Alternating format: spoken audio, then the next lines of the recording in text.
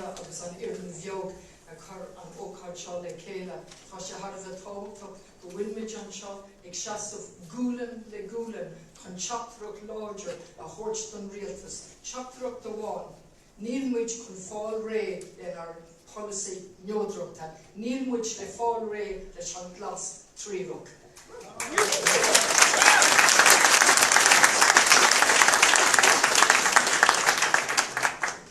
Friends, it's really important that we're here today, and it's lovely to see the room full. And I have the clock running, and I will stop under time, as I give out all the time TDs don't. We're here to give one message to the government, and the message is neutrality matters to us. We will not give it away, and we will not give away the triple lock. No matter what lies you tell us, no matter what narrative you spin, we know what's going on. And I'm here today to spell that out as best I can.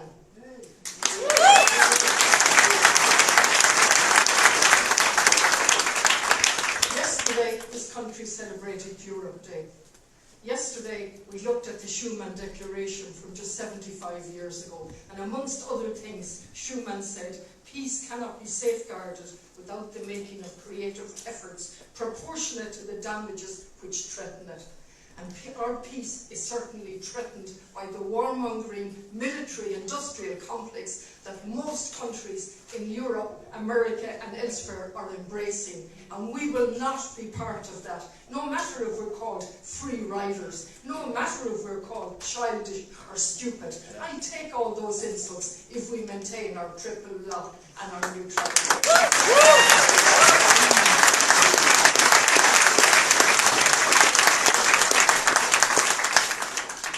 Told that the triple lock is no longer fit for purpose. As I said, we're being told we're childish. And of course the question begs the question, what is it not fit for? What is the triple lock not fit for? Perhaps some of the TDs can tell us that are promoting it, and the MEPs who tells us that we need to get rid of it because it's not fit. MEP Kelleher, for example, has told us that. So has Barry Andrews told us that.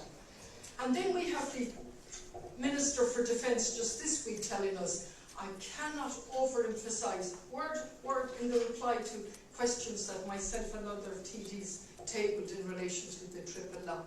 It cannot be overemphasised that the removal of the triple lock will not affect our neutrality. And then they wonder why there's disinformation, and they wonder why there's no trust in governments. Nothing to do, so you can all be rest assured, removing the triple lock has nothing to do with our neutrality.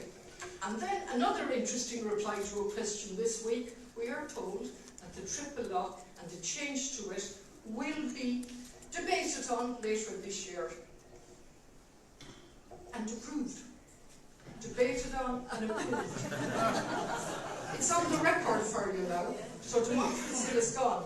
They will be publishing the heads of the bill. It will go for pre-legislative scrutiny. We will get a chance to scrutinise, but it will be approved. So there you are, in the words of the reply. So, let's go back as to what is to be achieved by getting rid of the triple lock, because there's such a flexibility at the moment, one wonders why they need to get rid of it. We have planes going through Shannon, bringing weapons of mass destruction to a number of countries, including Palestine. We don't inspect them, we take the reassurance of America that there's nothing on those planes. Can you imagine that reassurance from them? And then we have dual-use goods, and we have increased that 7-fold in less than a year. Our dual-use exports out of this country. We trade with Israel through the European bloc. We have sent out tender documents to get drones that will have target capability. We have increased our spending on defence enormously. We have failed to pass the Occupied Territories Bill, although we're being reassured it will come up in October. And notice the programme for government tells us we will progress the Occupied Territories Bill, but we will reform the triple lock. Huge change in use, difference in language.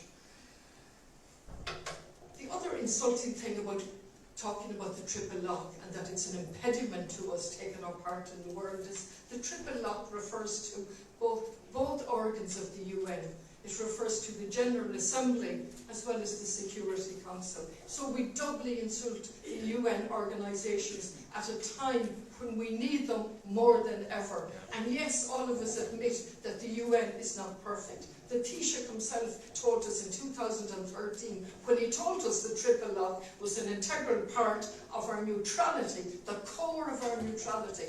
He said that the UN was also very important and a part of our overall approach that we signed up to in 1955. I don't know what he's changed, except he tells us the world has changed. For me, the world changed many times in my lifetime.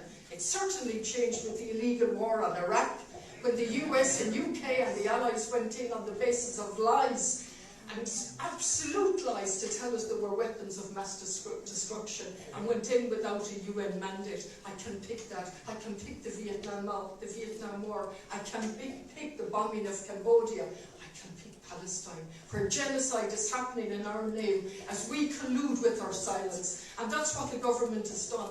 And they have repeatedly told us how good they are in terms of compared with other countries. I say it's not enough. If we now this week hear them say it's a war crime to use starvation, then it's time to do something about that, or otherwise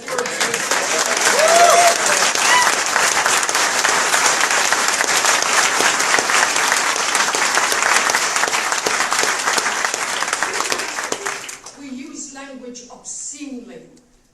We talk about an ecosystem when we talk about an arms fair that was held in October 2 years ago. We turn language on its head so that we can pave the way for the industrial military complex. We hold arms, we export, and we have an easy open door for the so-called Irish Defence Security Association. Members of that have articles on a regular basis in the national paper without declaring their background ever, and they get away with that with our media. I'm here today to say I stand proudly with you. I take courage from you on the ground to say we will use our voice as an independent republic, a sovereign state with a history that should make us strong in calling out colonialism, calling out truth to power, no matter whether that's Russia or America. And America, when it invaded all of the countries in Central America, one way or another, and when it talks about taking over Greenland and the other countries. But no, in our speeches from the various ministers, we condemn unreservedly Russia. Unreservedly, but we urge Israel to show restraint. Israel, that's before the highest court in the world for genocide and on trial for genocide, and we still do nothing. Thank you. You're the media mob.